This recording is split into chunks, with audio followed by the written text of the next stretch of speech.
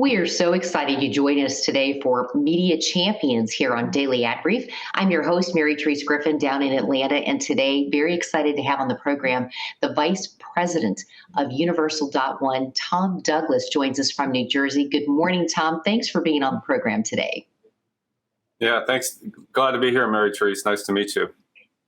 It's nice to meet you as well, and I'm so intrigued with what you all do at Universal.one. You're quite the global place. I know you're in New Jersey today, but you have offices in Durham and Johannesburg and out in California.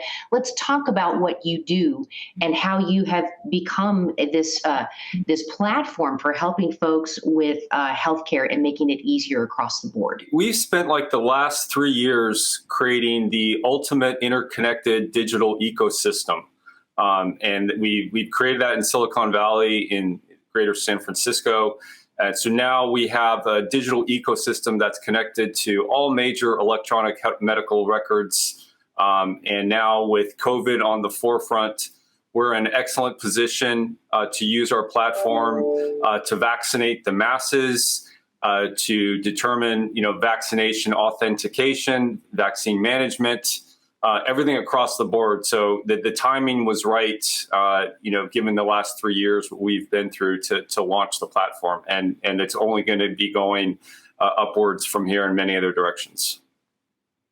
It's so fascinating to watch a company like yours, who is so global, take the bull by the horns with this change that we have in marketing and media. And I know that you talk about increasing reliance on pull rather than push marketing. Let's explain what you mean by that. Yes, so I think the days of cold calling are coming to an end. We all get so much traffic on our cell phones and emails. And so those are all, I would say, push marketing tactics. Today, we know what we want. So when you know what you want, you will reach out to those opportunities.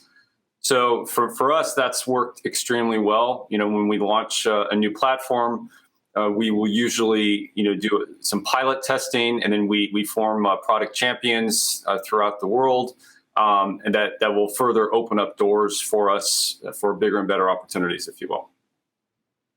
What kind of tips would you offer someone joining us today that has worked for you all as far as media planning? And let's talk about why media planning is important for any business that's out there. Yeah, media planning is critical to help with those pull marketing tactics. For us, for launching our new platform, I've had to reach out to some major networks where I can get airtime for our solutions on major television outlets. So some of the personalities that I've been working with, they're known for going on national television and talking about a problem and getting the word out there for why this is a problem. But now they can not only highlight the problem, but they can also bring a solution to the table. And when you do something like that, their cell phone is exploding with opportunities, and you can only go upwards from there. So that's, for me, that's been an ideal tactic that's worked well so far. I love the fact that you're bringing this up, Tom, because you're combining two things that maybe a lot of people don't understand. You talked about solutions journalism. Aha. Coming from a former journalist, it's so great to meet people who will actually find a solution to a problem and not just tell people what the problem is. But you're also talking about content and your messaging and your story and why it's so important. Can you share with us maybe an aha moment that you've had, because you are so global and having to share your platform with everybody? Do you have an aha moment that just makes you feel really good about the way that your story is being received by people? Yes, I think it actually has come up recently. We've had COVID. We have a lot of situations going on in our country right now. And now we've been able to not just talk about these major issues and complain about them, but our aha moment was, we have a solution that can make a difference in people's lives, given all of these crises that are currently in motion right now. And so that was our hypothesis, if you will. And then I was able to take things to a step further, reaching out to some well-known names on national television and say, yes, I've seen you on television. You've been complaining about this problem. How would you like to, instead of complain, how would you like to now offer a solution beyond that? And so that combination has been a winning combination for us so far, and it's been opening some doors with major decision makers across the board in various segments of healthcare and government as well.